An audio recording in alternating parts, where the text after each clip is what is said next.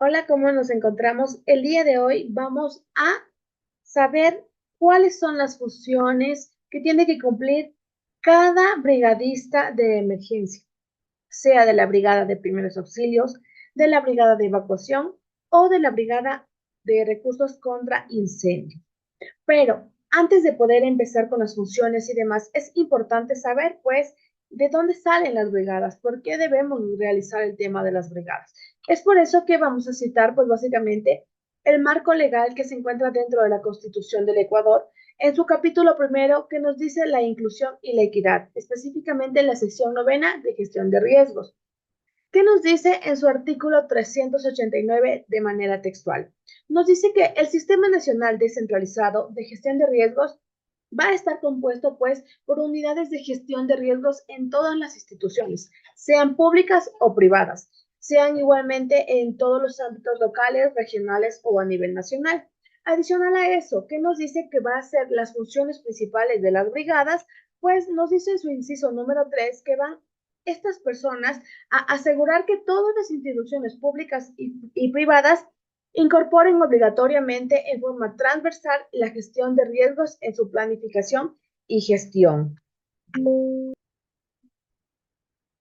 Dentro del marco legal, también tenemos dentro del Decreto Ejecutivo 2393, que es el Reglamento de Seguridad y Salud de los Trabajadores y el Mejoramiento del Medio Ambiente de Trabajo, en su artículo 153, lo que nos habla acerca del adiestramiento y equipo. Nos dice en su literal 1, todos los trabajadores deben conocer las medidas de actuación en casos de incendio. En su artículo 160 nos habla acerca de la evacuación de los locales. En su numeral 6 nos dice específicamente que la empresa como tal va a formular y va a entrenar a todos los trabajadores pues para saber cómo actuar para el control de incendios y de evacuaciones, que es precisamente pues para lo que es la capacitación.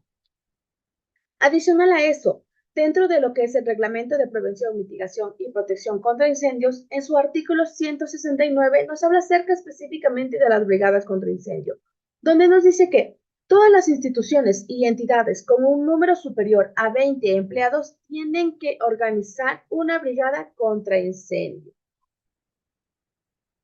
En la Ordenanza Metropolitana 470, en la Regla Técnica Metropolitana, el RTQ 3 del 2014, que es el que se encuentra legalmente vigente, nos dice en el área de educación y enseñanza, en su artículo 7.5, otras reglas misceláneas, que nos dice específicamente en su literal B, que los establecimientos o locales de este grupo deben contar con un plan de emergencia que Armonesi lo dispone, como es de conocimiento de ustedes, el mismo que deberá estar integrado al plan general de la edificación.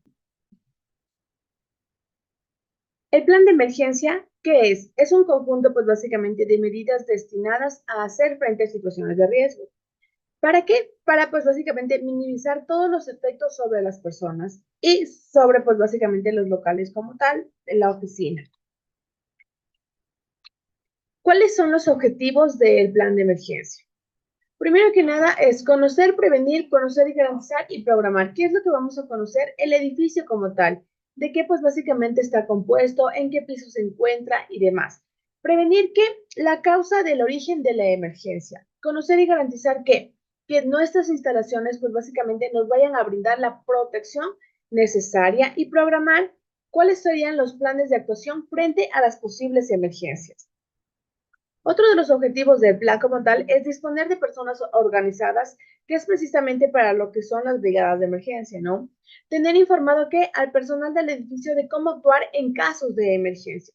Esto cómo lo hacemos por medio de las capacitaciones constantes. ¿Para qué? También es otro de los objetivos del plan garantizar la evacuación total de las personas como tal, de las oficinas, de las instalaciones. ¿Sí? Aquí tenemos igual cuáles son los componentes del plan de emergencia, de cómo está compuesto en su totalidad. Seguido de eso, dentro del plan de emergencia de los componentes como tal, siempre se tiene que tener una descripción súper rápida de la edificación como tal de la empresa. Como ya les decía, en qué piso está, cuál es la antigüedad de la edificación, pues básicamente cuál es el número de plantas de la edificación, cuál es el tipo de construcción como tal, ¿sí? Adicional a eso, También dentro del plan de emergencia, pues nosotros tenemos identificados cuáles son todos los factores de riesgos que pueden ustedes, por el sector en el que se encuentren, estar expuestos. Como ya lo habíamos visto anteriormente, pues igual, dentro de Harmony como tal, se encuentran lo que son mayormente expuestos el riesgo eléctrico, ¿sí? Dentro de los componentes del plan también, pues básicamente tenemos todo el tipo de señalizaciones, tenemos ya los croquis que ya se encuentran instalados. Adicional a eso, dentro del plan de emergencia se encuentra lo que son los mantenimientos de los sistemas contra incendio. Como nosotros tenemos dentro de Harmony, pues básicamente tenemos lo que son detectores de humo, tenemos lo que son extintores del componente PQS y de componente de CO2. Adicional a eso, dentro del plan de emergencia se encuentra lo que es la intervención ante una emergencia. Es decir, ¿cuál es el plan que se tiene que seguir antes, durante y después? Dependiendo, pues básicamente, la emergencia suscitada, ¿no? Puede ser incendio, puede ser explosión, puede ser inundaciones, terremotos y una serie de cosas más, ¿ya? Ahora, dentro de los componentes del plan de emergencia también se encuentra, pues básicamente, la manera en que se encuentran organizadas las brigadas de emergencia. Ahora, dentro de Harmony como tal, nosotros tenemos, pues básicamente, que las brigadas deben estar compuestas por personas voluntarias, motivadas, organizadas, capacitadas y entrenadas. ¿Para qué? Para saber cómo tienen que actuar y para poder prevenir, pues básicamente, las emergencias mayores, ¿sí? Es importante también saber que Harmony como tal tiene sus brigadas que están pues básicamente destinadas a diferentes brigadistas, como son los de contraincendios, como son los de evacuación, como son los de primeros auxilios. Sin embargo, es una brigada integral, ¿sí? Es decir, todos pueden pues básicamente actuar dependiendo las circunstancias en las que se encuentren. Como ya les había dicho, las brigadas se encuentran compuestas de la siguiente manera. Existe también lo que es la brigada de comunicación, sin embargo, esta nosotros no la tenemos porque somos pues básicamente una brigada que está pues básicamente integral, que está con todo, ¿ya? En este caso, quien haría de brigadistas de comunicación o de brigadista general, por así decirlo, sería nuestra estimada Diana, ¿sí? ¿Cuáles son los objetivos de las brigadas de emergencia? Primero que nada, proteger la integridad de las personas, minimizar los daños y las pérdidas, trabajar por la continuidad de las operaciones. ¿Cuáles son los aspectos generales? Primero, el proceso de selección, capacitación y entrenamiento, desarrollo del plan de emergencia y el proceso de evacuación. Las brigadas de emergencia, como ya les habíamos dicho, son personas que van a estar siempre organizadas y capacitadas ante cualquier emergencia. ¿Cuáles son los tipos de brigadas que nosotros tenemos específicamente dentro de Harmony? Pues básicamente es la brigada de evacuación, de primeros auxilios y de combate contra incendios. Características específicas de los brigadistas. Primero, tienen que tener vocación de servicio y actitud dinámica. Tener buena salud física y mental. Estar siempre dispuestos, pues básicamente, a la colaboración. Tener don de mando y liderazgo. Adicional a eso también, tener pues básicamente lo que son conocimientos previos de la materia de seguridad y salud ocupacional, tener también pues básicamente la capacidad para poder realizar la toma de decisiones y a su vez también un buen criterio para poder resolver problemas. También los brigadistas tienen que tener iniciativa, tienen que ser cordiales y siempre pues básicamente saber que van a actuar de manera voluntaria. Dentro de las funciones generales de los brigadistas tenemos pues básicamente una de las principales es ayudar a las personas a guardar la calma en casos de emergencia, accionar los equipos de seguridad cuando sea necesario, difundir entre la comunidad del centro de trabajo una cultura de prevención de emergencias. Siempre también dentro de las funciones de los brigadistas es dar la voz de alarma en caso de presentarse alguna emergencia, ¿sí? Sea de alto riesgo, sea algún siniestro, algún desastre y demás. Utilizar también, pues básicamente, sus distintivos cuando se llegase a ocurrir alguna, pues básicamente, emergencia, ¿sí? Adicional a eso, funciones generales de los brigadistas también es suplir o apoyar a los integrantes de otras brigadas. Es por eso que nosotros en Harmony estamos, pues básicamente creamos las brigadistas que también se podrían decir que son brigadistas integrales. Ahora, ¿Cuáles son los colores sugeridos para la identificación de los brigadistas? Los colores sugeridos como tal son para comunicación verde, sin embargo nosotros tenemos para evacuación los brigadistas pues básicamente con chaleco verde. Tenemos para primeros auxilios que podrían ser el azul o el naranja. Tenemos para lo que es combate contra incendios los rojos, ¿sí? Seguido de esto tenemos los integrantes de la brigada contra incendios, específicamente, ¿qué tienen que hacer? Tienen que siempre detectar los riesgos de las situaciones de emergencia por incendio y actuar, pues básicamente, de acuerdo a los procedimientos que hemos establecido, operando de una manera adecuada, pues básicamente todos los equipos y proporcionando el rescate de las personas en caso de ser necesario. Algo sumamente importante que también tenemos que saber como brigadistas de contraincendios es cuál es la diferencia entre un fuego y entre un incendio. El fuego, primero, es una reacción química que libera energía en forma de luz o calor. Segundo, que emite llamas, así como humos, gases y otros. El incendio como tal ya es un fuego no controlado de grandes proporciones. Puede ser un incendio súbito o puede ser un incendio que puede ocasionar pérdidas materiales y humanas. Dentro del plan de evacuación, tenemos pues básicamente en caso de que alguna situación grave ocurra, tenemos que nosotros saber cuál es la manera adecuada de realizar la evacuación. Tenemos que saber identificar cuáles son las rutas de salida, ¿sí? Y tenemos que pues básicamente también saber actuar conforme a lo que nos digan las brigadas específicamente de evacuación. ¿Cómo podemos realizar los planes de evacuación de una manera adecuada? Por medio de los simulacros. Ahora, dentro del plan de evacuación general, siempre nosotros tenemos, lo primero que nada es mantener la calma, seguir siempre las instrucciones de todo el personal de las brigadas y en caso de que no haya como tal algún brigadista presente, nosotros siempre tenemos que saber seguir las señales de seguridad, ¿sí? ¿Por qué? Porque nos van a llevar a las zonas de evacuación o a los puntos de encuentro. Adicional a eso, la salida de emergencia siempre tiene que estar libre y bien identificada, ¿ya?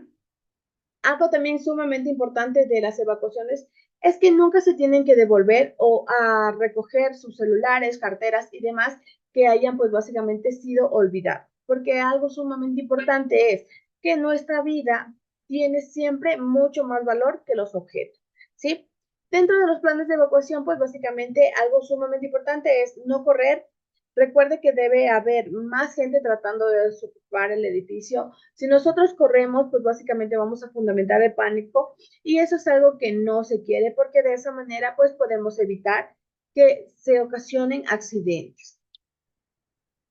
Tenemos igual funciones también de las brigadas generales es ayudar a las personas a guardar la calma, dar voz de alarma, suplir o apoyar a los integrantes de diferentes brigadas, cooperar con los organismos externos y difundir entre el personal de la empresa una cultura de prevención de emergencias. ¿Cuáles son las estructuras organizacionales de las brigadas? Primero, nosotros tenemos un jefe de brigadas. El jefe de brigadas es la persona que nos va a decir qué hacer antes de una emergencia, qué es lo que se tiene que hacer durante de la emergencia y qué es lo que va a hacer esta persona después de la emergencia. ¿Sí? Al igual que las brigadas de lucha contra incendios, siempre nosotros tenemos que saber cómo actuar antes, durante y después. Igualmente las brigadas de primeros auxilios, aquí tenemos igual detallado, ustedes lo pueden ver a mayor detalle. Tenemos qué es lo que tienen que hacer las brigadas de primeros auxilios antes, durante y después, al igual que la brigada de evacuación y rescate. Ahora, ¿cuál es el plan de actuación siempre ante una emergencia? Primero, el plan de alarma. ¿Cuáles son las acciones de detención de la emergencia que se tiene? ¿Cómo están los brigadistas internamente? Pues básicamente organizados, ¿sí? ¿Cuál va a ser el plan de extinción de esta emergencia? Es decir, ¿cuáles son las acciones para el control o ataque del siniestro en caso de haber, ¿sí? ¿Y cuál es el plan de evacuación? ¿Cuál es la acción de desalojo ordenado del edificio? En caso de que se tenga que, pues básicamente, evacuar, ¿quién procede a realizar esta evacuación? Ahora, tenemos también lo que es la señalética de emergencia. Tenemos 4 tipos de señalizaciones. Las señalizaciones de prohibición que están dadas en color rojo, las de azul que es de uso mandatario y obligatorio, las de amarillo que son de prevención y las de color verde que son de información y comunicación. Aquí tenemos igual un ejemplo de lo que son los recursos contra incendio. Ustedes pueden detectar igual dentro de las instalaciones de Harmony cuáles son los que nosotros disponemos, como son pues básicamente lo que son los extintores, los detectores de humo, las lámparas y señalizaciones. Los extintores, ¿para qué nos sirven? Nos sirven pues básicamente para controlar fuegos de acuerdo a su magnitud. Son recipientes cilíndricos metálicos que contienen en su interior un agente extintor. ¿Cuáles son los componentes, los extintores, perdón, que tenemos nosotros dentro de Harmony? Tenemos pues básicamente el extintor de CO2 y el de PQS. ¿Cuáles son las clases de fuego? Es sumamente, nosotros que conozcamos, es importante cuáles son las clases. Tenemos la clase A, B, C, D y K, ¿sí? Aquí tenemos pues básicamente a mayor detalle cuál es la descripción de cada clase de fuego, ¿sí? Y de esta manera nosotros sabemos o podemos saber pues básicamente cuál es el extintor más idóneo para nosotros poder sofocar algún incendio, ¿sí? Aquí, como yo les decía, tenemos la clase A. Específicamente, ¿para qué me sirve la clase A? Me sirve pues básicamente para lo que es madera, para lo que es papel, cartón, caucho. ¿Sí? La clase B me sirve pues básicamente para lo que son aceites, grasas derivadas del petróleo, solventes y pintura. Y la clase C pues básicamente es más para los equipos energizados con corriente eléctrica. ¿Sí? Y también la clase C, pues básicamente son lo que son, pues básicamente más como metales, ¿ya? Como son lo que es el circonio, el aluminio, el titanio, etc. Todos los extintores tienen que tener su rotulación específica que vamos a encontrar dentro de la rotulación de los extintores. Primero vamos a encontrar a qué clase de fuego puede combatir este extintor. Es decir, los extintores de polvo químico seco específicamente suelen ser de clase A, B y C. Es decir, me sirve para combatir todo ese tipo de componentes como tal. ¿Sí? Adicional a eso, dentro de la rotulación del extintor se tiene que encontrar pues básicamente cuándo fue el mantenimiento, cuándo fue la última recarga, de cuántas libras es pues básicamente este extintor, ¿sí? Ahora, ¿cómo es la manera adecuada pues de utilizar lo que es el extintor? Aquí tenemos igual un claro ejemplo de cuál es el uso erróneo y cuál es el uso correcto del mismo, ¿sí? Ahora, los métodos de extinción. Para que exista, pues básicamente un fuego y que se siga extendiendo, tenemos que tener tres componentes, ¿sí? Tenemos que tener un componente de calor, de oxígeno y de combustible. Siempre que nosotros quitemos cualquiera de estos tres a un incendio, este como tal se va a extinguir, ¿sí? Podemos hacerlo pues por separación, por enfriamiento o por sofocación, ¿ya? Es decir, si hay un incendio, existe la fuente de calor, de oxígeno y de combustible. Si nosotros separamos el calor de ese material combustible, pues el incendio se va a extinguir. Igualmente, si nosotros separamos lo que es por fuente de enfriamiento, separamos el calor como tal del oxígeno y la combustión, igual, el fuego se va a extinguir.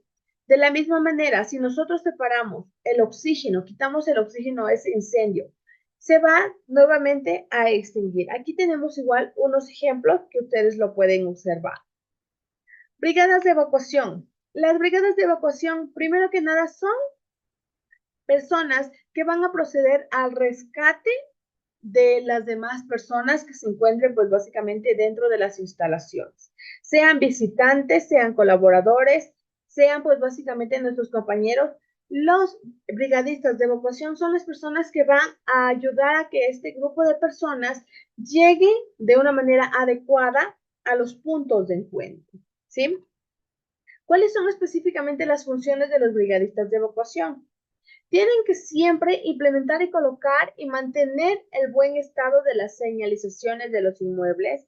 Es decir, Harmony tiene una excelente señalética. Sí, se tiene que contar con un censo actualizado y permanente del personal.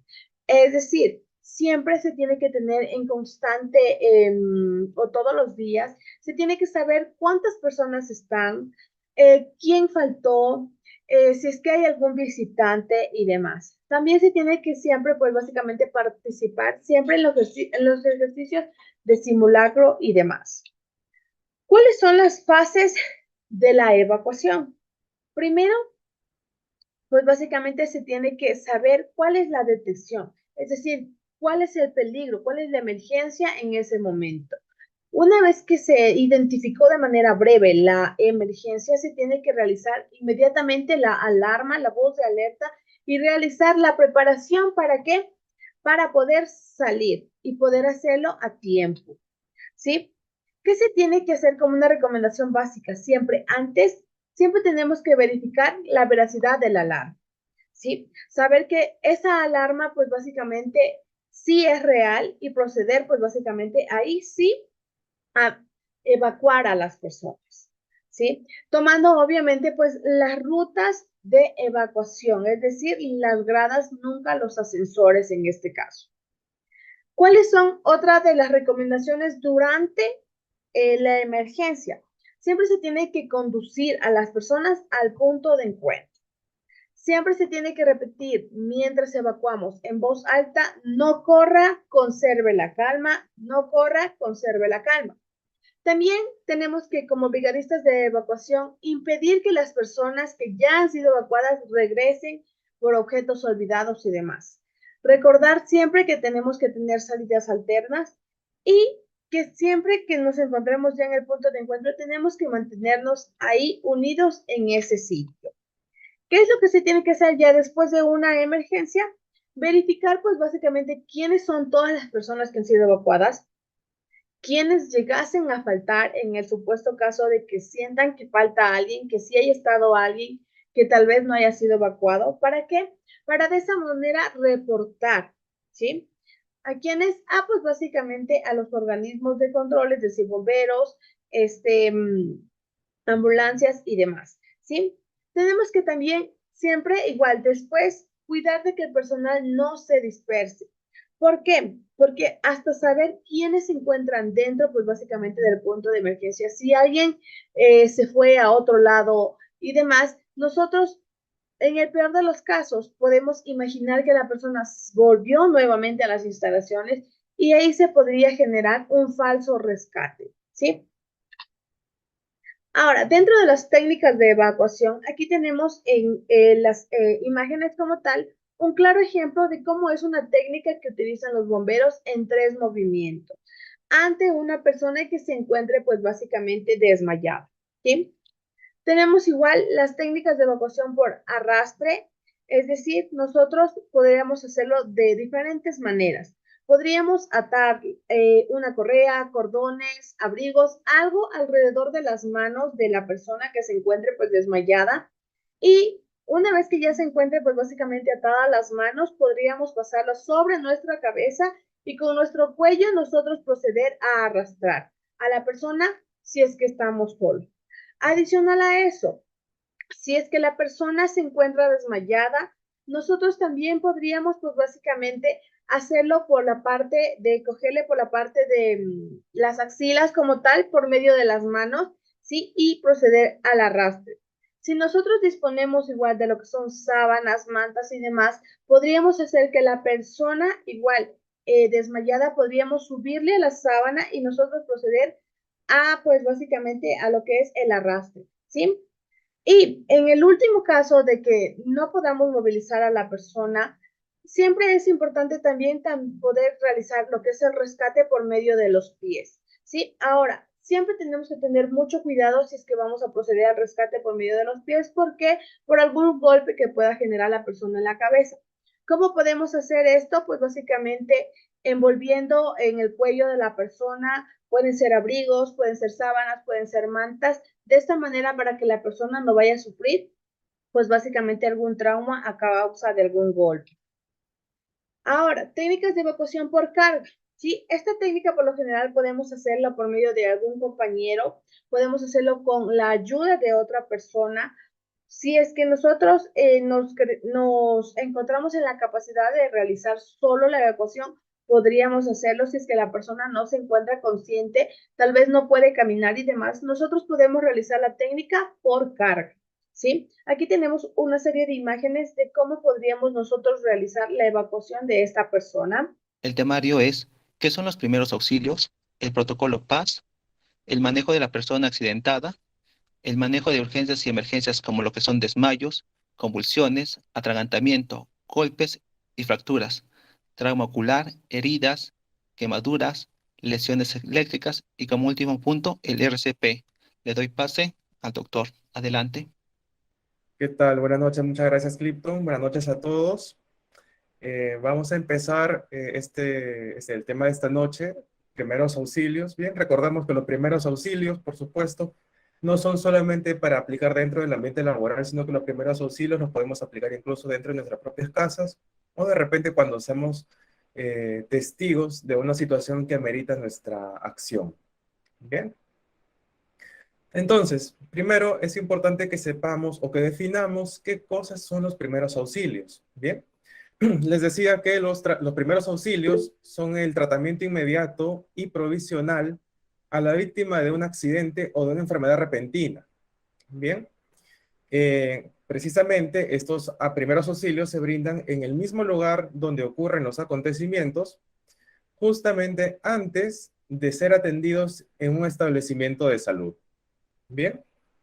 Ahora, ¿cuáles son los objetivos de los primeros auxilios?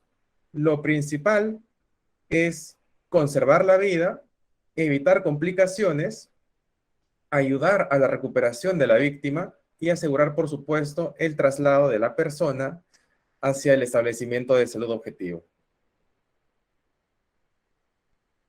Ahora, es importante, por supuesto, que podamos diferenciar las situaciones que se nos presentan. Bien. Y muchas veces estaremos en la disyuntiva de si de repente lo que estamos presenciando es una urgencia o es una emergencia. Bien, ambas situaciones son muy diferentes y aquí vamos a ver o vamos a aprender a diferenciarlas. Bien, lo primero es definir qué cosa es una urgencia. Una urgencia es una situación repentina que no pone en riesgo la vida de la persona. Bien, probablemente sí, la persona pueda requerir atención o asistencia médica, pero dentro de un tiempo razonable, que puede ser aproximadamente de 2 a 3 horas. Bien, ¿a qué me refiero? Que en una urgencia la persona o la víctima puede esperar. ¿Por qué? Porque su vida no corre peligro. Sin embargo, en el caso de una emergencia, pues nos encontramos frente a una situación que sí requiere de atención médica inmediata porque la vida sí que corre peligro. Bien. Así que para de repente hacer un poco más didáctica estos conceptos, más didácticos estos conceptos, les voy a presentar el siguiente video. Por favor, sí les pido por toda su atención. Ahí va. Hola, soy la licenciada Oyola y hoy vengo a explicar cómo se gestiona el área de emergencias. Empecemos diferenciando una emergencia de una urgencia. La emergencia es cuando la vida corre un evidente peligro, como en casos de pérdida de conocimiento, hemorragias, accidentes de tránsito, envenenamientos, entre otros. Y una urgencia requiere una atención inmediata, pero la vida no corre peligro inminente. Por ejemplo, cuando hay diarreas, contusiones, crisis leves de asma, fiebre u otros. El resto de situaciones se denominan consultas. Ahora que ya sabemos la diferencia, ¿qué casos crees que se atienden en emergencias? Exacto, solo se atienden casos de emergencias y urgencias. A diferencia de los consultorios, en emergencia se atiende por orden de gravedad. Para eso se maneja esta clasificación. Nivel 1, color rojo. Si el paciente llega para resucitación, la atención será inmediata. Nivel 2, color naranja. Si es una emergencia, el tiempo de espera será de entre 10 y 15 minutos. Nivel 3, color amarillo. Cuando se trata de una urgencia, la espera será de 60 minutos aproximadamente. Nivel 4, color verde. Cuando es una urgencia menor, la espera será no menor de 2 horas. Nivel 5, color azul. Si el caso no se considera una urgencia, se deberá esperar al menos 4 horas. Aprendamos a diferenciar estos casos para hacer un uso responsable del servicio de emergencia y así poder salvar más vidas.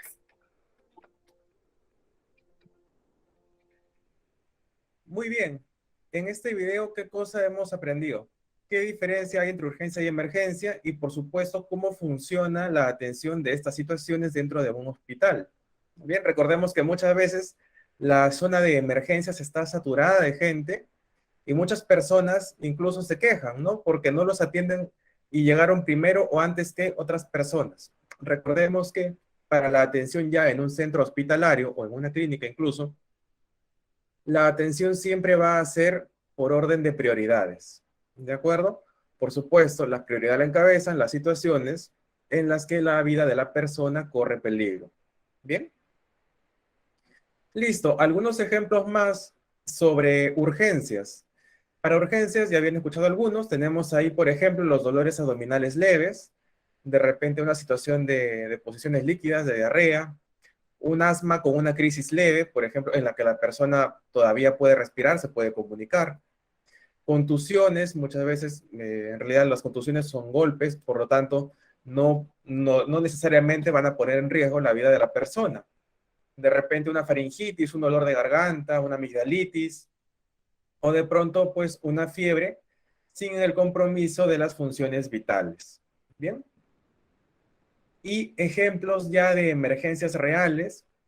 Tenemos ahí, por ejemplo, la pérdida de conocimiento, las hemorragias, y una hemorragia es un sangrado, sí, pero es un sangrado profuso, ¿bien? Y es por eso que sí, la pérdida de sangre de manera descontrolada sí que puede poner en riesgo la vida de la persona. Las dificultades respiratorias prolongadas, dolor intenso en la zona del pecho, las convulsiones también son una emergencia, los casos de electrocución, los casos de asfixia por inmersión, caídas de altura, accidentes de tránsito y hasta los envenenamientos y las intoxicaciones. Bien, esos casos sí que son de emergencias, muchas veces corre peligro la vida de la persona y deben ser atendidos con toda la premura de la situación. Ahora, es probable que en algún momento nos encontremos nosotros frente a la situación de un accidente o de repente de una enfermedad repentina y tengamos a una víctima delante y nos preguntemos, ¿no? ¿Ahora qué toca hacer? ¿Qué me corresponde hacer? Porque siempre nuestra reacción va a ser querer ayudar a alguien más, ¿verdad? Nadie suele ser indiferente y siempre buscamos dar apoyo o brindar apoyo a la persona que de pronto pues es víctima de un accidente o de alguna situación repentina. Entonces, lo primero que deberíamos hacer es siempre detenernos a evaluar la situación, ¿bien? Preguntarnos qué cosa sucedió, cómo pasó y qué más podría pasar, ¿bien? Recordemos, sí, que si vamos a brindar apoyo, la propia seguridad debe ser priorizada, ¿bien? Y, por supuesto, no debemos exponernos ante el peligro sin las medidas de seguridad adecuadas. Bien, recordemos que un socorrista muerto lamentablemente no ayuda. Entonces, es ahí cuando debemos dar inicio al protocolo PAS. Bien, el protocolo PAS son 3 letras y es algo recontra sencillo de recordar. Lo primero, la P significa proteger. Bien, ¿qué cosa debemos proteger? La zona del incidente o del accidente. Bien, determinar la seguridad del escenario. Porque si no es una zona segura, ¿cómo podríamos nosotros acercarnos para brindar ayuda? ¿Verdad? Lo segundo es A, de avisar. Y esto se refiere a que activemos, por ejemplo, si estamos de pronto dentro del escenario laboral, activar nuestro sistema de emergencia, nuestro protocolo de emergencia. Y si estuviéramos fuera, pues la idea de avisar es pedir ayuda. ¿A quién podemos pedir ayuda?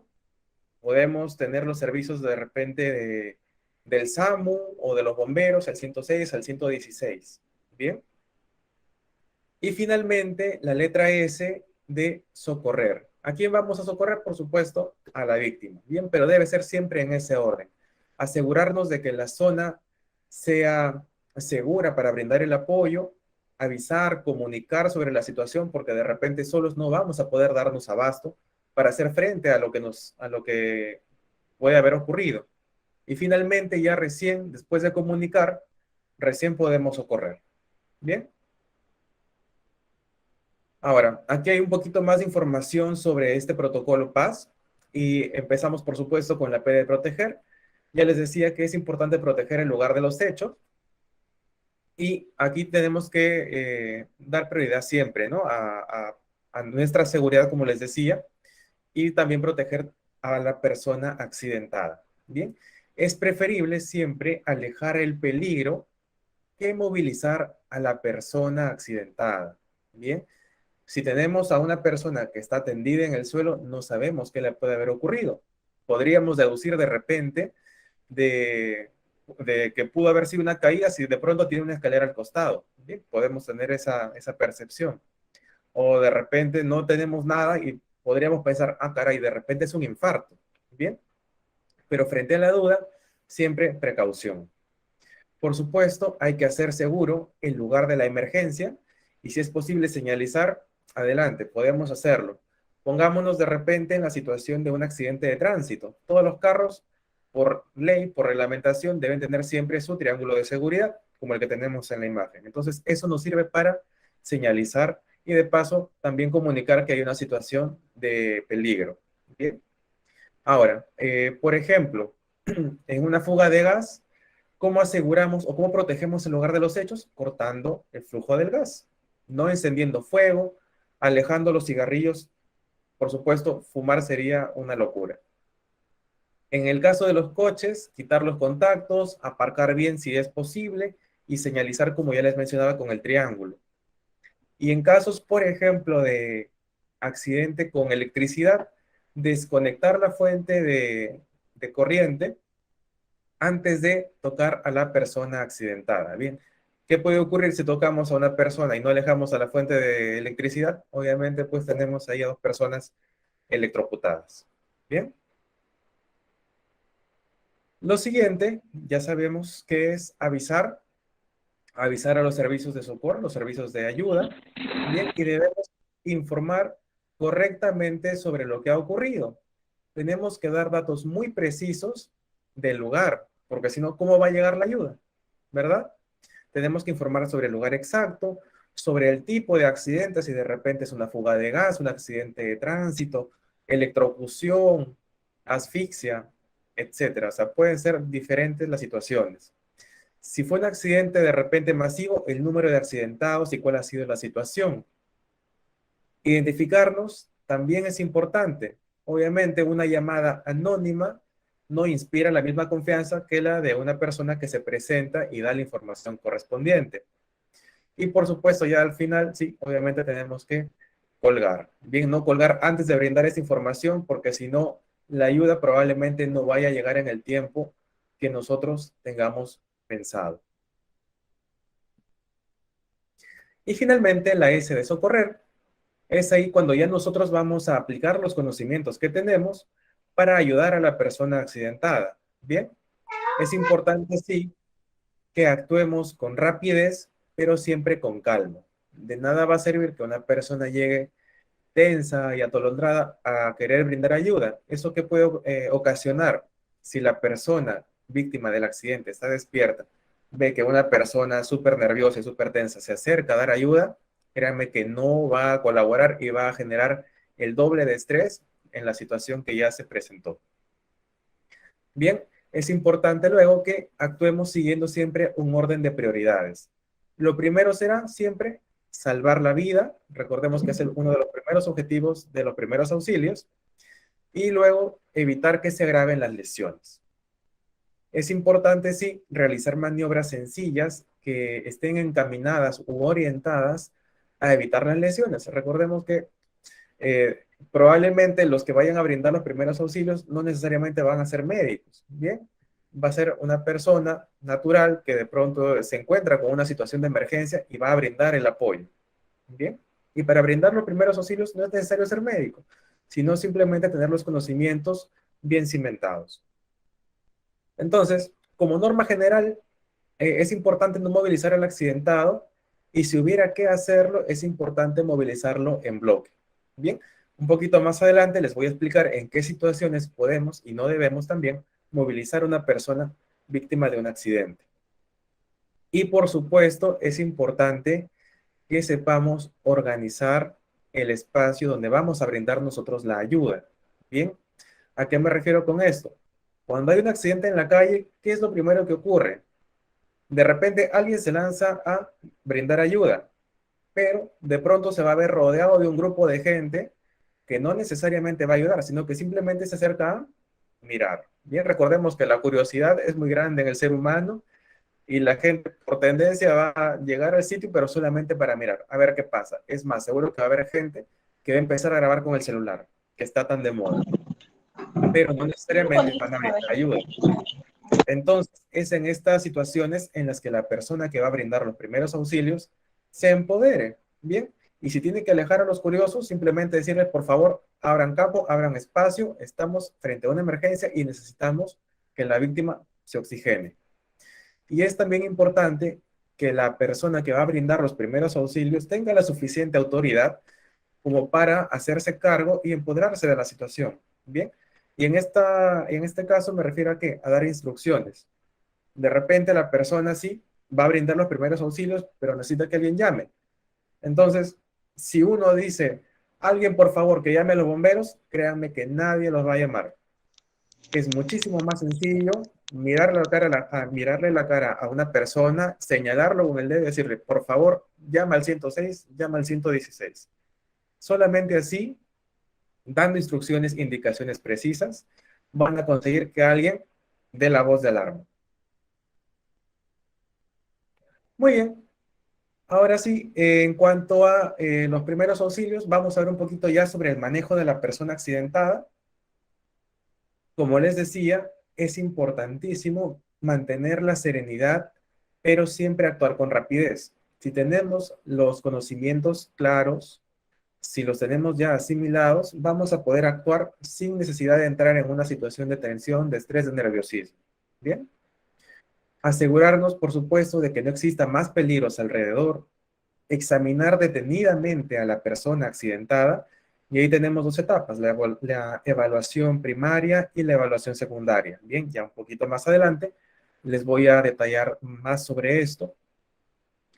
Cuidar, por supuesto, al máximo el manejo del accidentado, no moverlo hasta que sepamos que ya está estabilizada la persona. Empezar siempre por lo más urgente, ¿bien? Tranquilizar al accidentado, y esto es una parte importantísima, sobre todo cuando la persona pues está consciente, está despierta. Si de pronto una persona que está tendida en el suelo, no sé, accidentada, ve que alguien se acerca y lo empieza a mover o a toquetear, obviamente va a entrar en tensión, aumenta el estrés, de repente colapsa más rápido. Bien, es algo muy diferente que se acerque a alguien y le diga, oye, mira, soy tal persona, bueno, en este caso me diría, soy el doctor Pena, yo te voy a brindar los primeros auxilios, es importante que estés tranquilo, que colabores para poder ayudarte, ¿verdad? Cambia muchísimo la figura, cambia muchísimo el escenario y muchas veces puede generar pues que la situación se desarrolle mucho más tranquila que si no nos presentamos. ¿Bien? Luego, es importante también mantener la temperatura de la persona, de preferencia, pues será mantenerlo caliente, salvo sea, no sé, pues una situación de un golpe de calor o algo similar. Poner a la persona en postura lateral de seguridad cuando sea necesario, ya veremos un poco más sobre esto a continuación. Procurar la atención médica lo antes posible, no dejar actuar a los curiosos o a los que quieren por ahí meter la mano, de repente con buenas intenciones, pero no tienen las cosas claras. Entonces, en lugar de ayudar, generan más problemas. Bien, no dar de comer ni de beber a la persona accidentada. ¿Por qué? Podría ocurrir que se atragante, que se asfixie, que se ahogue. Bien, no medicar a la persona, porque tampoco tenemos sus antecedentes de repente de alergias y de pronto le damos una pastilla y nos colapsa delante de nosotros. ¿Qué hacemos? Bien, y por supuesto, no abandonar a la persona herida. Muy bien, aquí tenemos en esta imagen la forma de colocar a la persona en la postura lateral de seguridad. Bien, ¿en qué situaciones debemos movilizar a la víctima? Cuando se encuentre en un área insegura y debamos llevarla a un área segura. Bien, si la persona está boca abajo y no responde, será importante, por supuesto, colocarla boca arriba.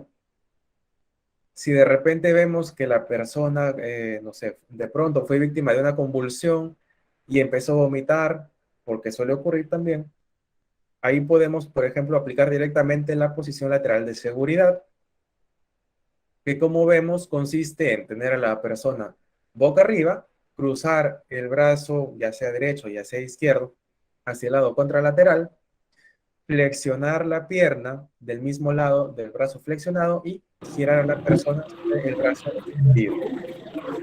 ¿Qué evitamos con esto? Que la persona, si llegara a vomitar o a sangrar, probablemente por la nariz o por la boca, evitamos que se asfixie con sus propios fluidos. Bien, es más fácil que se eliminen de esa manera. Y si nos encontramos frente a una víctima de shock o con signos de shock, por ejemplo, una hemorragia grande o de repente la persona está súper pálida, ahí sí recurrimos a la elevación de piernas. Bien. Ahora, ¿en qué situaciones no debemos movilizar a una persona cuando haya sospecha de lesión en la columna vertebral? Bien. ¿Qué pasa si tenemos una persona que se ha caído de unas escaleras, no sé, que estaba a 2 metros de altura? Probablemente haya sufrido una fractura. De repente la persona está consciente. Pero imagínense que movilizan a la persona o quieren arrastrarla de los hombros y en lugar de apoyarla, pues de repente le terminan de lesionar lo que le quedaba de columna. Ahí sí entramos en crisis. Entonces, en esas situaciones es preferible asegurar la zona, bien, llamar o pedir ayuda, activar nuestro sistema de emergencia y esperar a que llegue el personal de salud para poder movilizar a la persona adecuadamente. Por ejemplo, les comento, en una situación ya vamos a ir a shock anafiláctico, ya vi por ahí que están preguntando, en una situación, por ejemplo, de fractura de columna o de lesiones en el cuello, en la zona cervical, como bien vieron hace un momento, es importante movilizar a la persona en bloque, ¿bien?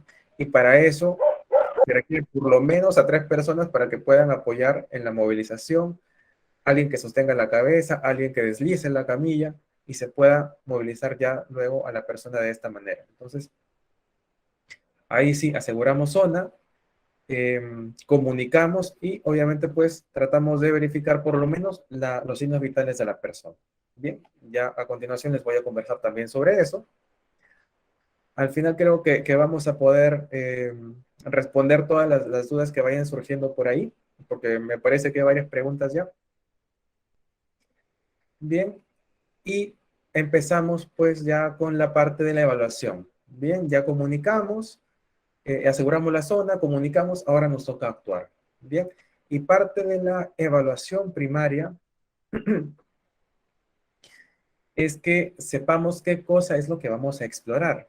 Bien, por ejemplo, debemos comprobar el estado de conciencia de la persona. ¿Cómo comprobamos el estado de conciencia de alguien? Lo primero, nos acercamos y le hablamos a la persona. Bien, le decimos, señor, señora, amigo, amiga, ¿me escuchas? ¿Me oyes? Si la persona abre los ojos, si la persona se mueve, responde, es porque todavía hay cierto grado de conciencia y la situación podría cambiar drásticamente. Es mucho más fácil ayudar a una persona que está consciente a alguien que ya perdió el conocimiento. Lo siguiente sería comprobar la respiración. ¿Cómo comprobamos la respiración de una persona? Muchas veces, las personas que han sufrido un accidente tienen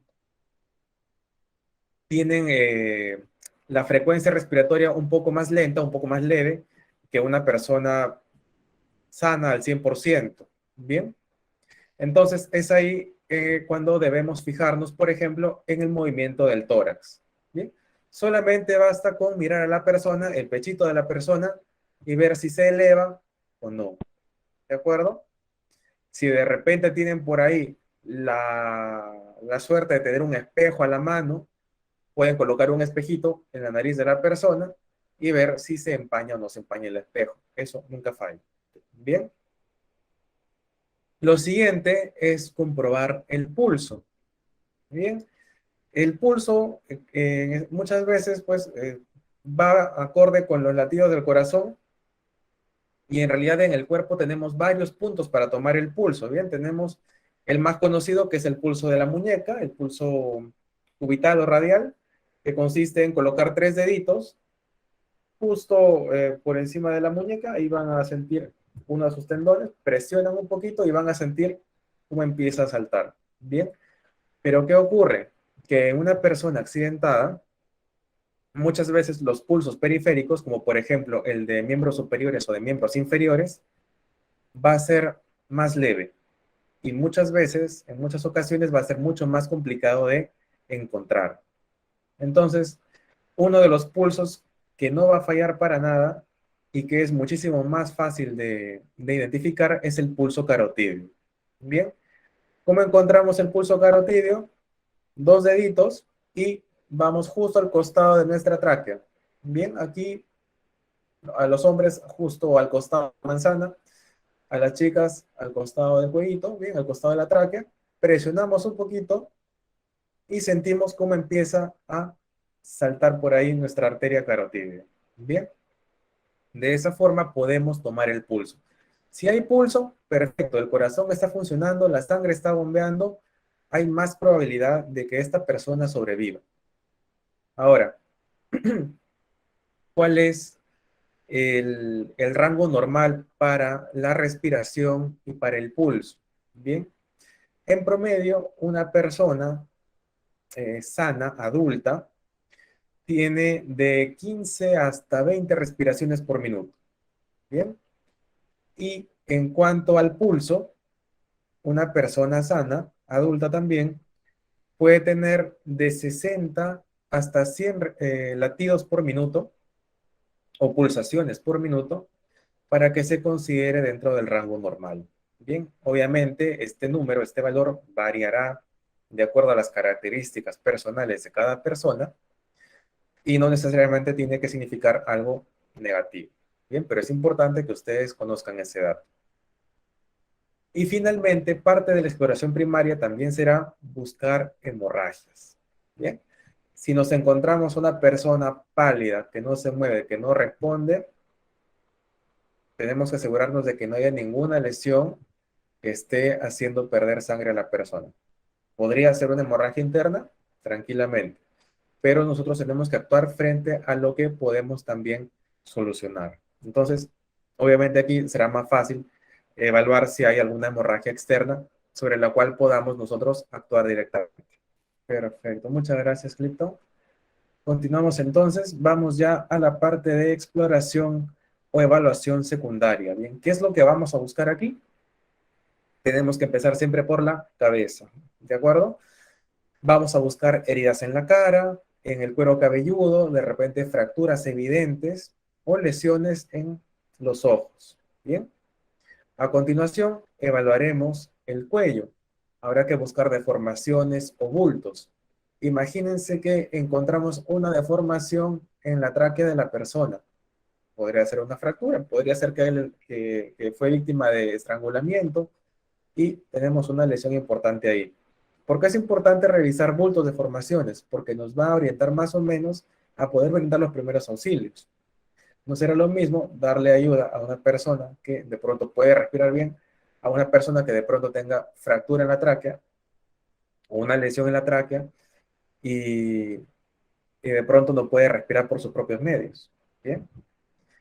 Luego, evaluaremos el tórax, valoraremos si existe dificultad respiratoria, heridas o hemorragias. ¿De acuerdo? Luego, evaluaremos también el abdomen, si la pared del abdomen está o no depresible. Si de repente no está depresible, si vemos un abdomen súper tenso, y que cada vez se va poniendo más tenso y se va hinchando más, podríamos pensar o podríamos suponer, como ya les mencionaba, que realmente hay una hemorragia interna. Bien, entonces, esta persona requiere atención, pero de todas maneras, lo más pronto posible. Eso sí es una emergencia. Bien, y si de pronto vemos una herida, de pronto pues la persona fue víctima de un asalto, por poner un ejemplo, y fue acuchillada. Bien, vemos la lesión en el abdomen, no sabemos si hay hemorragia interna, pero podríamos sospechar de que hay una. Bien, o si de repente le encontramos una lesión en el tórax de cuchillo, podría ser también que haya atravesado incluso la pleura, las estructuras del pulmón, y eso también genere una hemorragia interna. Bien, entonces, frente a esas situaciones, de todas maneras, comunicar, solicitar el apoyo, la ayuda a nuestro sistema de emergencia y que esta persona sea trasladada. Bien, recordemos que nosotros vamos a poder actuar frente a hasta donde den nuestras capacidades de acuerdo a la situación. Y finalmente, pues evaluaremos ya las extremidades, buscando posibles fracturas, de repente algún esguince, alguna luxación o alguna lesión similar. Y aquí ya vamos a empezar a ver un poquito de manera más puntual qué podemos hacer frente a determinadas situaciones. Bien, tenemos por ejemplo algo que es súper común, los desmayos. De repente estamos conversando con alguien y de pronto siente la persona que pierde fuerza, se desvanece, empieza a ver oscuro, se le apaga el televisor y se nos cae justo delante de nosotros. Entonces, ¿qué hacemos nosotros? Si es posible, recostamos a la persona o de repente la sentamos. Otra vez hago hincapié aquí, si es que no hay lesión, si no hay sospecha de lesión en la columna, tratamos de elevar un poquito las piernas para que la circulación vaya hacia el órgano principal, hacia el cerebro. Asegurarnos también de aflojar un poquito la ropa, porque los desmayos tienen muchas veces, pues, causas bastante variadas y una de ellas puede ser una mala circulación sanguínea. Y, por supuesto, verificar los signos vitales. ¿Qué signos vitales? Latidos, respiración, y si es posible, obviamente el estado de conciencia no, porque la persona está desmayada, ¿bien? Pero por lo menos latidos y respiración. Ahora, si de repente nos encontramos frente a una situación de convulsiones y obviamente pues las convulsiones varían de acuerdo a la persona, de acuerdo al caso personal, ¿no? De cada uno. Tendremos algunas situaciones de convulsión en las que la persona no va a tener, ¿no? Los típicos movimientos, las típicas sacudidas, sino que simplemente de repente, ¿no? Blanquea un poquito los ojos, se queda muy rígida y ya está. Y pasa. Esa fue la convulsión. Pero vamos a tener otras situaciones probablemente en las que sí tengamos esta convulsión que creo conocemos todos, en los que la persona empieza a sacudirse de manera descontrolada y obviamente pues muchas veces cae al suelo, no le da tiempo absolutamente para nada. Y la verdad es que si nadie la ha visto en vivo y en directo, pues si la llegan a ver podría ser bastante impactante. Bien, muchas veces genera susto, genera temor en las personas y a veces es lo que impide que se brinden los primeros auxilios de manera adecuada. Entonces, si tenemos una de estas situaciones, por ejemplo, es importante que no sostengamos a la víctima durante las convulsiones porque podríamos generar algún tipo de lesión. Recordemos que en las convulsiones tónico-clónicas, este es el nombre, los movimientos son como contracciones musculares bastante descontroladas y la persona pues puede golpearse, el típico caso, ¿no? De que ajustan la mandíbula y pueden morderse la lengua y tensan mucho los brazos. Bien, aquí haciendo un pequeño espacio para aclararles una duda que acaba de saltarme por ahí. La epilepsia y las convulsiones están relacionadas, sí, pero la epilepsia ya es una enfermedad, digamos, diagnosticada y que muchas veces está compuesta de convulsiones de manera periódica que pueden controlarse. Una convulsión es la situación puntual de repente de la sacudida o de la pérdida de conocimiento, obviamente pues relacionada a la convulsión, pero podría ser también un caso aislado, ¿bien? Por ejemplo, en los niños, hay convulsiones cuando la temperatura es muy alta, cuando hay fiebres muy elevadas, pueden llegar a convulsionar, pero no necesariamente es un caso de epilepsia. ¿Bien? Entonces, esa es la diferencia. Ahora, ok, ¿qué más debemos hacer frente a una convulsión? No darle golpes en la cara o en la espalda a la persona para tratar de que recobre el conocimiento, porque no lo van a conseguir. Es más, podría generarle una lesión mucho mayor y no la van a ayudar. Es importante, sí, que de ser posible,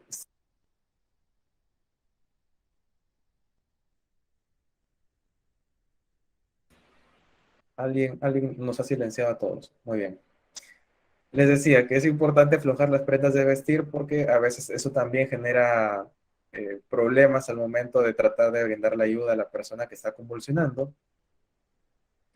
Para evitar lesiones en la lengua, y esto es importante también, durante las convulsiones pueden usar una cucharita o un trapo e introducirlo entre los dientes, bien, siempre que sea posible.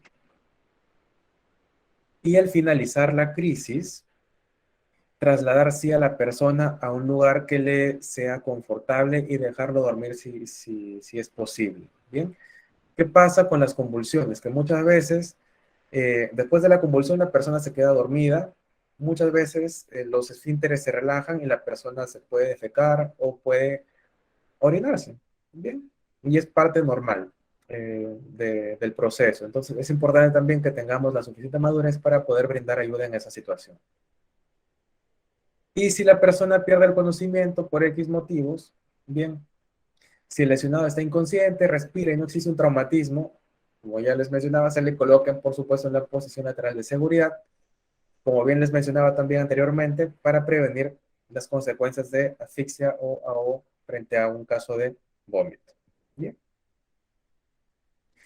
Luego tenemos aquí ya qué es lo que debemos hacer frente a un atragantamiento. Bien. Para un atragantamiento tendremos que hacer uso de la maniobra de Heimlich. Bien, y aquí les voy a mostrar un video para que les explique un poquito de manera más didáctica qué es lo que podemos hacer. Bien, ahí va. El atragantamiento es una situación grave que pone en riesgo la vida y que requiere actuar en forma inmediata. Frecuentemente ocurre cuando un alimento queda atrapado en la vía aérea y bloquea la respiración. En estos casos, la persona no puede hablar ni toser o se lleva las manos al cuello. ¿Qué hacer? Preguntar, ¿te estás ahogando? Si la persona asiente, abrázala por detrás alrededor de la cintura. Haz un puño con una mano y envuélvela con la otra. Colócalas entre las costillas y el ombligo. Flexiona hacia adentro y arriba, fuerte y rápido. Repite hasta que expulsa el cuerpo extraño. Si la víctima pierde el conocimiento, se debe iniciar la reanimación cardiopulmonar. Esta maniobra se aplica para adultos y niños mayores de 1 año. Siempre acude a un servicio de urgencia para evaluar al paciente. Muy bien. Sabemos obviamente que un atragantamiento puede poner en riesgo la vida de una persona porque bloquea las vías respiratorias, ¿verdad? Parece que alguien está con música por ahí de fondo. Les voy a pedir que por favor apaguen su música, por favor. Muchas gracias. Bien, y de repente vamos a tener una situación así, ¿no? Nosotros vamos a estar frente a alguien que necesita la maniobra porque se está atragantando. Pero podría ocurrir también que estemos solos nosotros y nos encontremos atragantados nosotros mismos. Entonces, ¿qué podemos hacer si de repente nos encontramos solos frente a un atragantamiento? O sea, nosotros somos la víctima. Lo que debemos hacer en esas situaciones es hacer uso de una silla. Bien, de una silla. ¿Qué pasa? Obviamente tiene que ser una silla lo más estable, lo más maciza posible, porque también podríamos acabar accidentados junto a la silla. Pero la idea es que coloquemos la silla en un lugar estable y dejemos caer nuestro cuerpo sobre el espaldar de la silla, ¿bien? Haciendo presión, por supuesto, justo en la zona que hace mención aquí en el video, por encima del ombligo, para que esto sirva como la maniobra, básicamente, ¿bien? Es prácticamente hacernos una maniobra de Heimlich a nosotros mismos. Entonces, esa presión ejercida por el espaldar de la silla es lo que va a generar que expulsemos el cuerpo extraño que nos está generando el atragantamiento. Bien. Listo. Por supuesto, lo ideal será que una vez haya terminado la maniobra y la persona de pronto haya podido expulsar el cuerpo extraño, de todas maneras sea evaluada en un establecimiento de salud para por favor sus micrófonos. Doctor, y si por OVE no podemos poniéndole la mano en el estómago, todo, ayudarlo a que bote o expulse lo que se ha atragantado, ¿qué otro método se puede hacer? Si no podemos, tenemos que trasladar a la persona por emergencias al establecimiento de salud más cercano. Bien, una persona atragantada no va a perder la vida en ese preciso momento. Obviamente el cuerpo todavía puede aguantar un poco más. Muchas veces da tiempo a que la persona sea trasladada para recibir ayuda. Bien, lo primero será, sí, hacer la maniobra para intentar que se expulse el cuerpo extraño. Siempre hay que fijarnos si obviamente de repente es visible y tal vez sea fácil sacarlo. Pero la maniobra lo que hace es generar la presión para que el mismo cuerpo expulse con la fuerza interna que estamos haciendo nosotros el objeto de atragantamiento. Bien. No siempre va a suceder que el cuerpo extraño bloquee el 100% de la vía respiratoria. Doctor, buenas noches. Una consulta. Si en caso, como dice el colega que está ahí, no funciona, todo, ¿no? Y podemos hacerlo lo que es la traqueotomía. No lo recomendaría, salvo sea usted un personal de salud muy experimentado como para hacerla sin los medios en un lugar poco estéril, porque recordemos que a diferencia de repente de otros países como Estados Unidos, aquí en Perú no existe la ley del buen samaritano y obviamente pues intentar realizar un procedimiento médico, porque realmente es un procedimiento médico, pues, sin ser médico, va a generarle problemas que créanme no va a querer tener. Entonces, no se lo recomendaría, preferible trasladar a la persona por emergencias de todas maneras. ¿Bien? Doctor, buenas noches. Disculpe mi pregunta, mi intromisión más que todo. En caso me encontrara solo en casa, solo, el método que explicó anteriormente, ¿cómo lo podía, no sé, apoyarme o ayudarme con algo?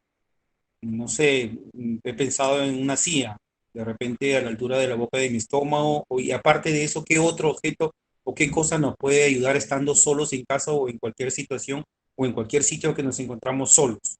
Gracias por su respuesta. Bien, a ver, caray, si nos encontramos completamente solos, además de una silla, ¿qué podríamos utilizar? De repente la cabecera de la cama, si es que nuestra cama tiene cabecera. La idea es que sea un objeto que se encuentre estable en el suelo y que tenga la suficiente fuerza también para que nosotros podamos ejercer la presión sobre él, porque si de Doctor, repente... ¿me permite? Sí, dígame. Puede ser un sillón también puede ser, doctor. Un Claro, sillón, precisamente, más firme y más rápido para que acoja al cuerpo también de la persona. Sí, si tienen un sillón a la mano, ¿por qué no? O la esquina de una mesa. Ahí sí, bueno, no sé, la verdad que lo veo complicado con la esquina de una mesa. La idea es que no se lesionen más, pero,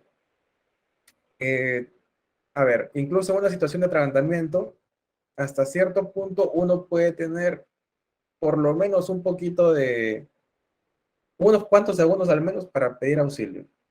Bien, ok, de repente la situación no es así, de repente nuestro teléfono está lejos, ok, será una situación aislada, pero siempre hay alguna forma de, muchas veces, de solicitar, de pedir ayuda, pero sí podemos hacer uso de cualquier objeto que se encuentre estabilizado en el suelo, de preferencia una silla, un sillón, algo un poquito más grande, contundente, sobre el cual podamos nosotros caer, entre comillas, y ejercer la presión para practicarnos la maniobra nosotros mismos.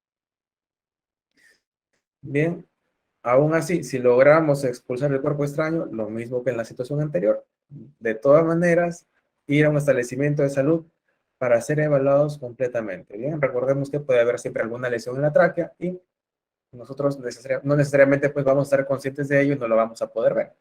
Entonces, una evaluación médica siempre es importante al final de esto. Bien.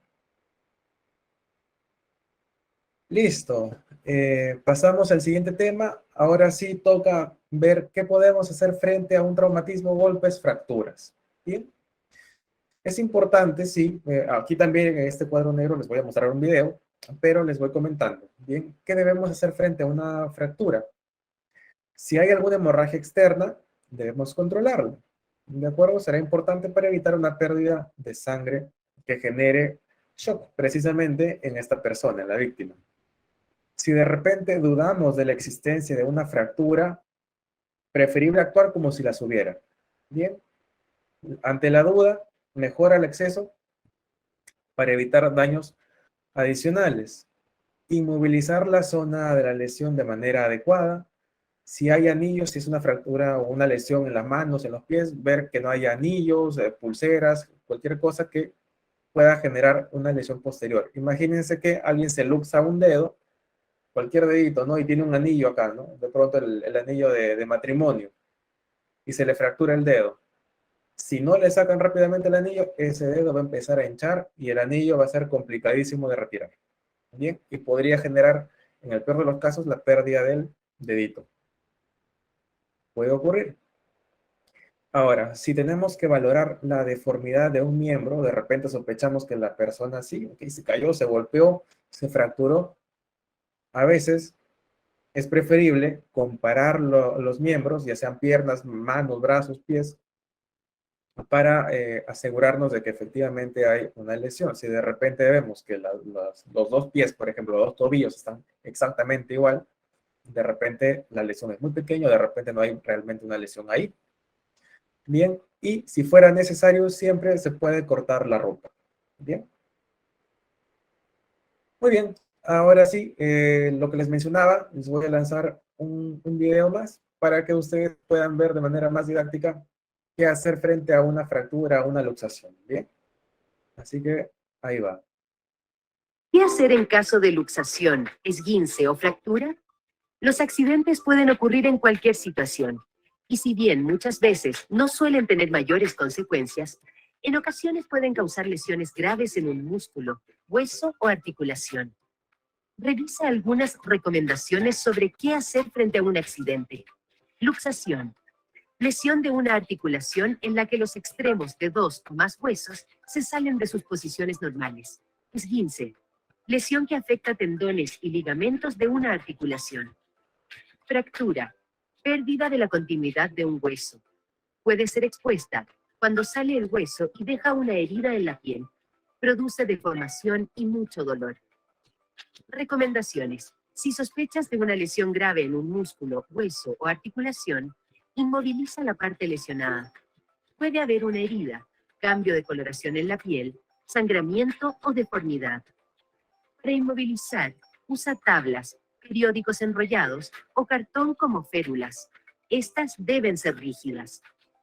El largo de las férulas debe sobrepasar la articulación por encima y debajo de la lesión. Cubre con gasa estéril en caso de existir heridas. No manipules, ya que puede haber una fractura expuesta. Amarra con tiras de tela, corbatas, pañuelos, cinturones o vendas. Usa tela o venda suave para poner entre el miembro fracturado y la férula. La inmovilización no debe cubrir la lesión, para observar durante el traslado. Inmoviliza la extremidad sin cambiar su posición. Luego, mantener en alto. Si la lesión es en la extremidad inferior, no retirar el zapato para evitar movimientos innecesarios. Si la lesión es en una extremidad superior, retirar anillos y pulseras antes de que se produzca inflamación de la zona. No realizar masaje ni aplicar pomadas. Calmar el dolor con frío local con una bolsa de hielo o cold pad envuelto en una toalla. No colocar el hielo directo sobre la piel. Cuando no esté seguro de cuál es la lesión, se debe tratar como si fuera una fractura. Traslada a un servicio de urgencia manteniendo la inmovilización y la extremidad en alto. Intenta conocer si la persona tiene alguna enfermedad, alergia o usa medicamentos y entrega la información al recibir la atención profesional. Muy bien. Entonces, yo creo que ahí está bastante clara la información. Si hubiera de repente una lesión y nosotros no estamos seguros de qué lesión tenemos delante, actuar como si fuera una fractura. Ahora, ¿es importante inmovilizar la zona, la extremidad? Por supuesto que sí. Y de hecho las férulas, que es lo que normalmente se utiliza, son parte de los botiquines de primeros auxilios. Bien. En muchas empresas están implementadas también y por supuesto podrían tenerlas ustedes. Férulas van a encontrar varias, hay de varios tipos, hay unas que son como de madera, bien, muchas veces envueltas en gasa, en apósitos, bien, para darles un poquito más de sensación soft. Hay otras férulas que son como de espuma, la parte del medio es una lámina de aluminio, bien, recubierta de espuma. Es moldeable, por supuesto, pero obviamente al estar extendida y envuelta para dar estabilidad al miembro o a la zona afectada, pues obviamente va a mantenerse rígida. Y ese es el objetivo. Son más fáciles de manipular, son más fáciles de acomodar también al tamaño de la lesión afectada, así que también es una alternativa. ¿Dónde se consiguen estas férulas? En cualquier sitio que venda productos médicos, que hay varios, creo, en varias ciudades. Y me parece que sí, es una buena alternativa para tener siempre a la mano. Bien, uno nunca sabe, puede ser en casa, puede ser en el trabajo, que se nos presente la situación. Y preferible estar preparado siempre. Bien. Listo. Luego tendremos también otro tipo de traumatismos. Estos ya de repente, bueno, relacionados al trabajo no, pero puede ocurrir que hay algún traumatismo en los ojos. ¿Bien? Y los traumatismos oculares no solamente son contusiones o golpes, sino también pueden ser de tipo químico. ¿Bien? Un trauma químico, un trauma con cáusticos o con alguna quemadura con algún producto. Tendrá siempre un manejo distinto. Si fuera una contusión o un golpe, lo importante es que cubramos el ojito o los ojos sin presionarlos, por supuesto, para evitar generar una lesión mayor. No aplicar pomadas. Por favor, no le apliquen mentolato, no le apliquen su pomada salicilada, no, nada. Simplemente el ojito tapado y trasladar directamente a un centro hospitalario. Ahí no podremos hacer más. Si de repente tenemos un cuerpo extraño en el ojo, ¿qué debemos hacer? De pronto alguien estaba trabajando por ahí, estaba trabajando con madera y le saltó un cachito, ¿no? de la madera. De pronto se le metió algo al ojo y la persona está incómoda, el ojo se pone rojo. ¿Qué hacemos ahí? Lo que tenemos precisamente en la imagen de la parte inferior, un lavado ocular. Bien, muchas veces esto está más implementado en las empresas ya, que tienen su maletín de primeros auxilios o de repente que tienen su tópico de primeros auxilios. Y bueno, pues muchas veces habrá, dependiendo del sitio, una fuente para lavado de ojos, ¿bien? Que es como un bebedero, pero bota un chorrito más grande para el ojo, para limpiar el ojo. O tendremos de repente a disposición un aparatito justo como el que tenemos en la imagen, que es precisamente para lavar los ojos. Se llenan muchas veces de agua si es que no se tiene una solución estéril, ¿bien? Y el cuellito, bueno, la boquilla va directamente al ojo y se aplica, ¿no? Se hace presión para que el agua, con la misma fuerza que estamos ejerciendo nosotros, limpie el ojo y el cuerpo extraño salga directamente al frasco. Bien, después de eso, tapamos el ojito y evaluación médica de inmediato. En el caso de cáusticos o de quemaduras, lavado con agua durante 15 a 20 minutos. No podremos hacer más. Cubrir con apósitos de gasa sin comprimir. Recuerden que es importante no comprimir, no aplastar el ojo. No aplicar pomadas. Bien. Y trasladar luego a un centro hospitalario. ¿Para qué? Para que se haga un examen, una evaluación mucho más profunda de las funciones del ojo, de las estructuras del ojo, y se le pueda dar el tratamiento más adecuado. ¿Bien? Luego, tenemos también esta situación que es muy frecuente en casa y en el trabajo, las heridas. Bien, las heridas, bueno, una herida, ¿qué es una herida? Una herida es una pérdida de la continuidad de muchas veces de la piel, que puede generar lesiones mucho más profundas también. Entonces, tendremos, por supuesto, varios tipos de heridas. Tendremos heridas cortantes, aquí les pongo lo más común. Heridas cortantes generadas, por ejemplo, por arma blanca.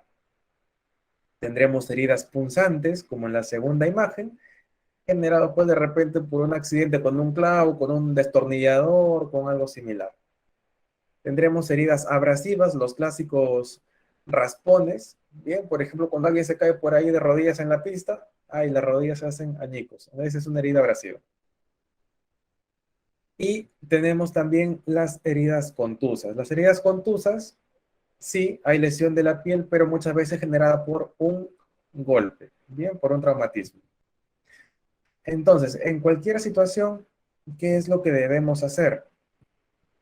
Cubrir la zona de la herida para detener el sangrado. Bien, y les pongo dos ejemplos, de hecho, experiencias que he tenido yo.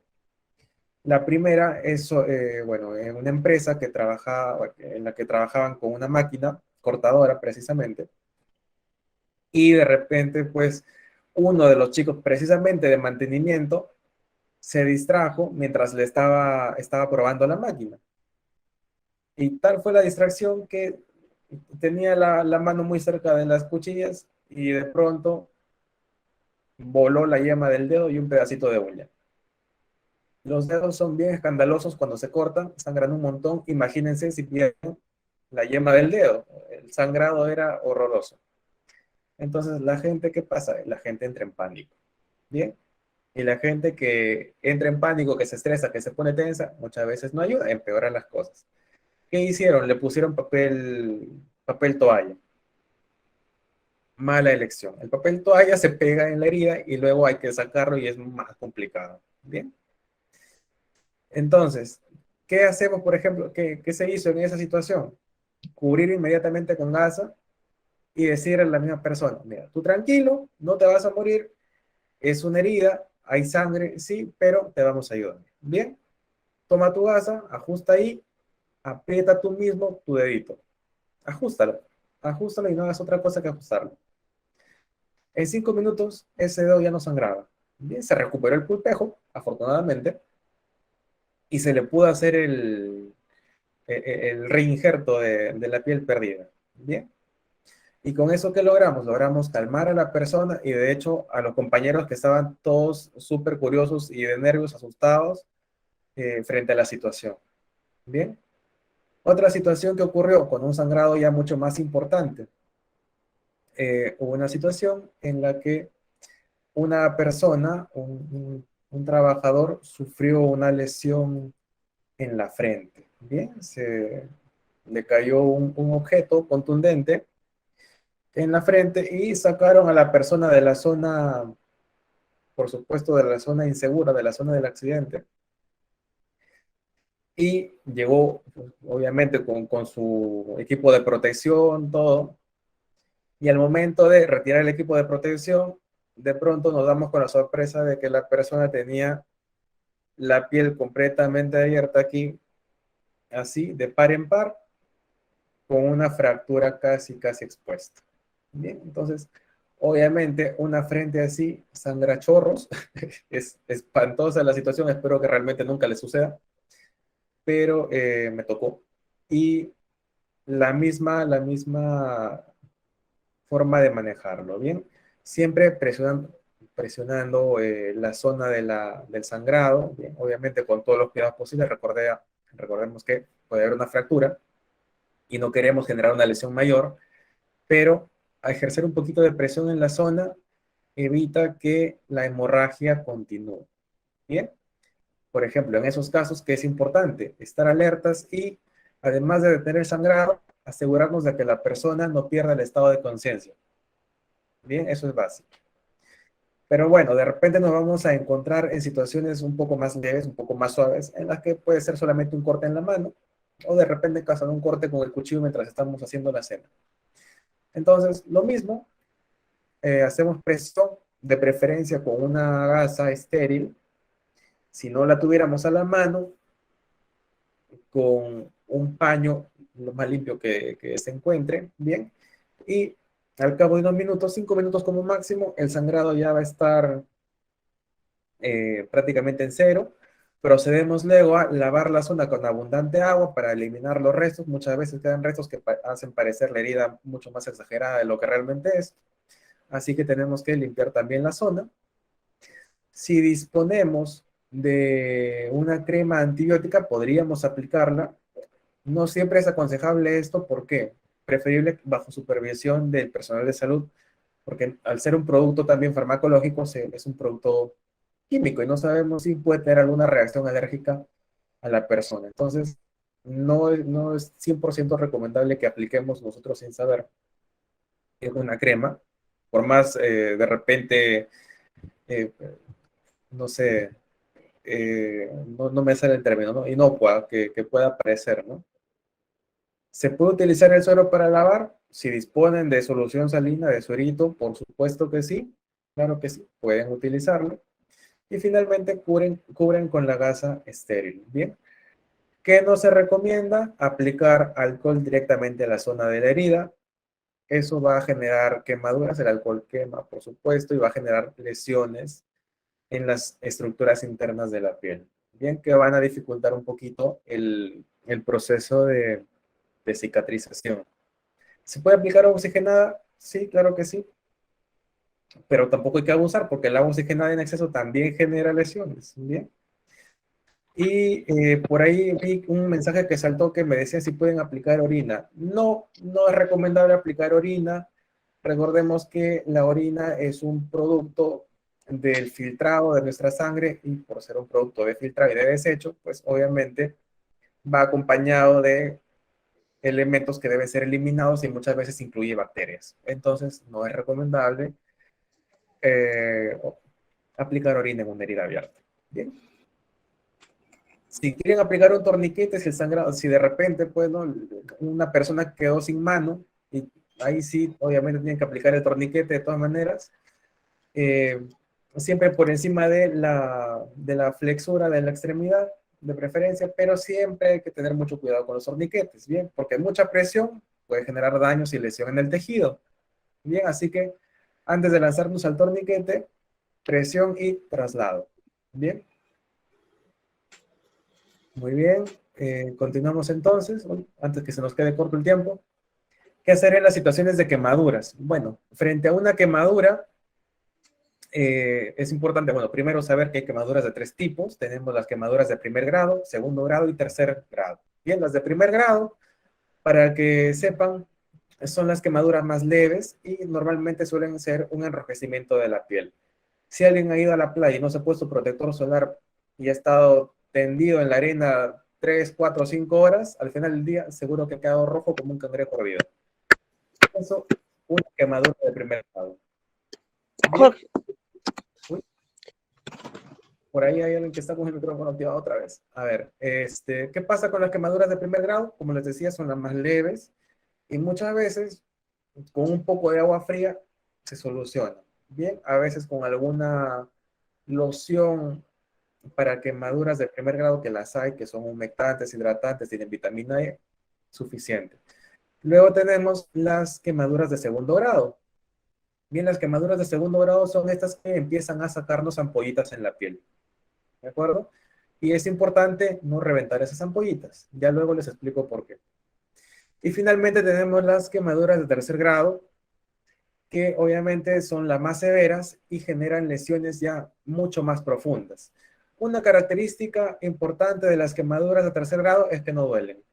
Bien, no duelen, ¿por qué? Porque muchas veces la zona quemada es tan profunda que se lesionan los nervios y al no haber nervios ahí que lleven las señales del dolor, simplemente no duele. Y puede dar una falsa sensación de seguridad si la herida no es muy escandalosa. Ahora, ¿qué hacemos frente a una quemadura? enfriar las quemaduras con agua fría hasta que calme el dolor, especialmente las de primer grado. Bien, no es recomendable utilizar clara de huevo. Quitar la ropa quemada de repente, ¿no? Si es una persona que se incendió completa, pucha, ¿qué hacemos ahí? Quitamos la ropa quemada siempre y cuando no esté pegada a la piel. Bien, ¿qué pasa con la quemadura? De repente hay gente que utiliza productos sintéticos para vestirse. Si se queman, estos productos se pegan a la piel terriblemente. Bien. ¿Y qué pasa si tratamos de retirarlos? Retiramos el producto y retiramos también un pedazo de piel. Entonces, cero recomendable.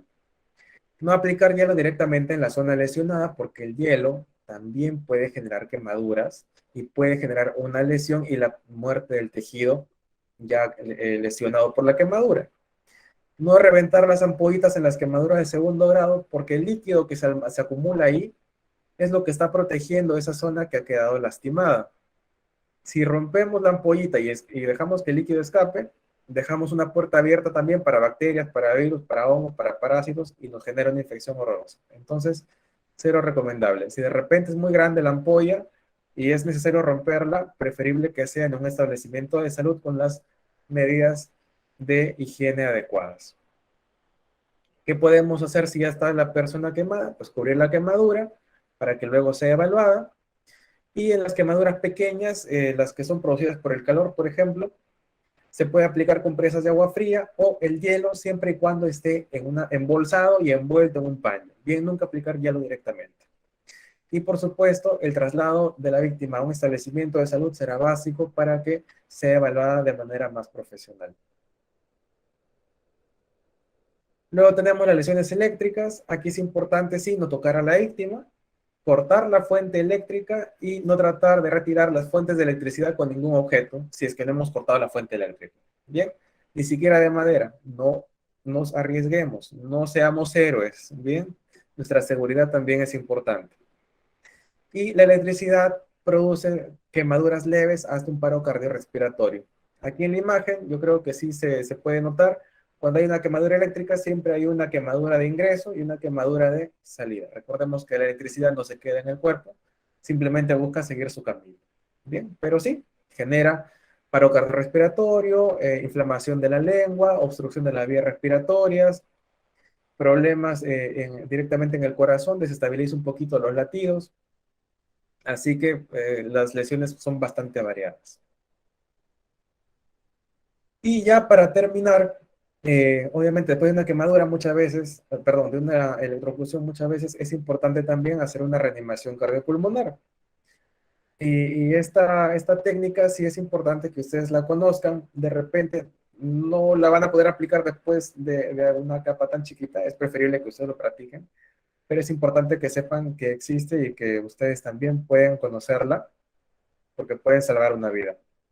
Esta técnica es muy útil, por ejemplo, en los ataques cardíacos o en un cuasi ahogamiento, ¿bien? En los que la respiración o los latidos del corazón de una persona se detienen, ¿bien? Si tienen miedo de hacer la reanimación, el RCP, preferible no lo hagan, ¿de acuerdo? Deben estar siempre seguros de lo que van a hacer. A veces, de repente, aquí yo les he puesto, ¿no? Que si no están seguros, intenten hacerlo de todas maneras, pero siempre con precaución, ¿bien? La idea es no generar un daño también a la persona. Y la diferencia entre hacer algo y no hacer nada, eso sí, por supuesto, siempre va a generar una diferencia muy grande. Y también esta diferencia pues, puede ser salvar la vida de una persona. Aquí les he puesto un video más explicativo para que ustedes puedan comprenderlo. Es un video cortito, así que ahí va. Reanimación cardiopulmonar. En adultos, la causa más frecuente de paro cardiorrespiratorio es la fibrilación ventricular, una arritmia cardíaca que requiere de asistencia inmediata. El inicio oportuno de maniobras de RCP puede hacer la diferencia entre la vida y la muerte. ¿Puede conocer un paro cardiorrespiratorio? La persona no responde cuando le hablas o tocas. El tórax no se mueve. Está flácida, fría y pálida. ¿Qué hacer? Mueve a la víctima enérgicamente. Pregunta, ¿se encuentra bien? Si no responde y no respira con normalidad, llama al servicio de emergencia activando el altavoz de tu teléfono móvil y solicita un desfibrilador externo automático. Rápidamente, inicia las compresiones torácicas. Coloca el talón de una mano en el centro del tórax y apoya la otra mano con los dedos entrelazados. Inclínate hacia adelante con los codos completamente extendidos. Aplica 30 compresiones a una frecuencia de 100 a 120 por minuto, con una profundidad de al menos 5 centímetros. Deja que el tórax regrese a su posición entre compresiones sin despegar las manos del paciente. A continuación, se deben aplicar las ventilaciones. Coloca tu boca sobre la boca de la víctima y cierra su nariz con los dedos. Mantén la cabeza extendida y el mentón elevado. Aplica 2 ventilaciones de 1 segundo. Asegúrate que el tórax se expande cuando insuflas aire. Continúa hasta completar 5 ciclos de 30 compresiones por 2 ventilaciones. Si hay otro reanimador, se debe intercambiar hasta que llegue el equipo avanzado. Si la persona tose o se mueve, detén las maniobras y gíralo hacia un costado, en la posición de recuperación. En niños de 1 año hasta la pubertad, las compresiones se realizan en el centro del tórax con el talón de 1 o 2 manos, dependiendo de su tamaño. En lactantes menores de 1 año, comprime el tórax con 2 dedos, bajo una línea imaginaria entre los 2 pezones. La profundidad de las compresiones es de al menos 1/3 del diámetro del tórax. Las ventilaciones se realizan cubriendo la boca y nariz del lactante. Uso del desfibrilador externo automático. La desfibrilación emite una corriente continua al corazón para que pueda retomar su ritmo eléctrico normal. Este equipo se encuentra en algunos lugares públicos. Si dispones de uno, utilízalo de manera inmediata. Incluso, antes de iniciar RCP, se debe encender y seguir las instrucciones verbales. Si no, debes iniciar RCP hasta que cuentes con uno o llegue ayuda médica especializada. Muy bien. En cuanto al RCP, bueno, ya vieron que es una técnica, entre comillas, parece sensible, pero requiere de bastante esfuerzo. Y antes de lanzarse a dar RCP, siempre comuniquen porque es muy probable que vayan a requerir ayuda de alguien más. Créanme que cansa un montón. Hay que ejercer bastante presión, bastante fuerza. Ya vieron que hay que empujar por lo menos con una profundidad de 5 centímetros. No es poco realmente. Es bastante la fuerza que se ejerce para poder reactivar corazones y pulmón. Así que sí, eso tienen que practicar de todas maneras. Bien. Obviamente por la pandemia no es tan recomendable dar las respiraciones boca a boca. Obviamente sabemos que de repente la persona que está ahí sin conocimiento tiene COVID y nosotros por ayudar acabamos contagiados también, ¿no? COVID en el peor de los casos, no puede ser también cualquier otra enfermedad. Para esas situaciones, bueno, hay algunas mascarillas que permiten dar respiraciones con una bolsa externa, pero normalmente pues uno no las tiene a la mano. Bien, si no se puede brindar una respiración boca a boca, se puede contener solamente con las compresiones, no hay ningún problema, hasta que llegue la atención médica adecuada. Obviamente, claro, sí, como me ponen por ahí, ¿no? Ya si es un familiar, si sabes que no tiene nada, que no tiene COVID, caray, lánzate, ¿no? No hay ningún problema. Efectivamente, por ahí están las mascarillas con válvula unidireccional, correcto. Y sí, es importante que puedan conocer también sobre esta maniobra.